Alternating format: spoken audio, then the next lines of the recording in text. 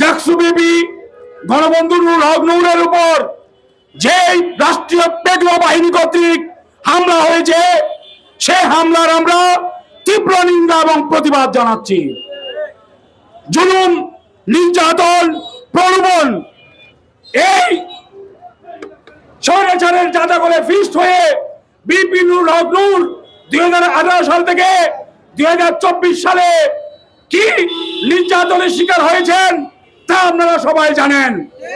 কিন্তু এই বিপি নুরুল হক নূরের উপর রক্তের উপর, বিপ্লবীদের রক্তের উপর দাঁড়িয়ে এই ইন্টারিম গভর্নমেন্ট বিপি নুরুল হক নূরের উপর হামলার পর একটি তদন্ত বাহিনী গঠন করেছে। এই তদন্ত বাহিনী গঠন করা ছাড়া এই অন্তর্বর্তীকালীন সরকার বিপ্লবীর উপর এই হামলার কোন দৃষ্টান্তমূলক শাস্তির ব্যবস্থা করতে পারেনি এক মাসও।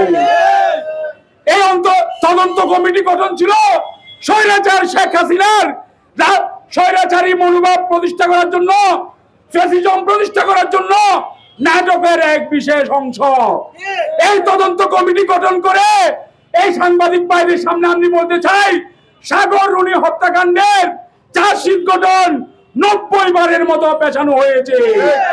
তদন্ত কমিটি নামে শেখ হাসিনা যে নাটক মঞ্চস্থ করত, সেই নাটক থেকে এই সব মশার বিরুদ্ধে সুরক্ষা দিতে এলো বসুন্ধরা এক্সট্রিম অ্যারোসল। মশার বিরুদ্ধে এক্সট্রিম সুরক্ষা।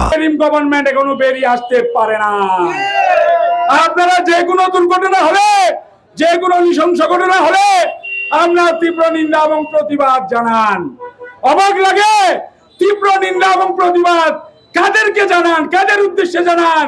যাদের লজ্জা নাই, নির্লজ্জ, বেহায়া, যে 2000 মানুষ হত্যাকারী এই আওয়ামী লীগের প্রতি কি আমরা তীব্র নিন্দা এবং প্রতিবাদ জানিয়ে সীমাবদ্ধ দেখতে চান? দেখেছেন যে গত 2 দিন আগে আমেরিকার মতো রাষ্ট্রে আমাদের অন্তর্বর্তীকালীন সরকারের প্রধান জনাব ডক্টর মোহাম্মদ ইউনূসের সাথে আক্তার এবং তাসনিম যারা গিয়েছিল।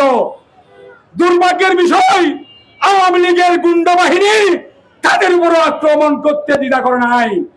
এই ঘটনার মাধ্যমে প্রমাণ হয় আওয়ামী লীগ শুধু দেশে নয়, আন্তর্জাতিকভাবে স্বীকৃত একটি সন্ত্রাসী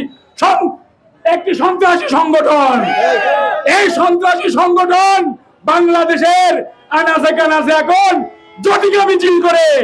আরে তোরা যদি সত্যিকার অর্থে দেশপ্রেমিক হতি, তাহলে শেখ পরিবারের সদস্যগণ এই বিপ্লবের পর পালিয়ে যেত না। আওয়ামী লীগের শেখ হাসিনা পালিয়েছিল, শেখ মুজিবও পালিয়েছিল। এটা পালিয়ে যাওয়া পরিবার বাংলাদেশের মানুষের রক্ত শোষা পরিবার।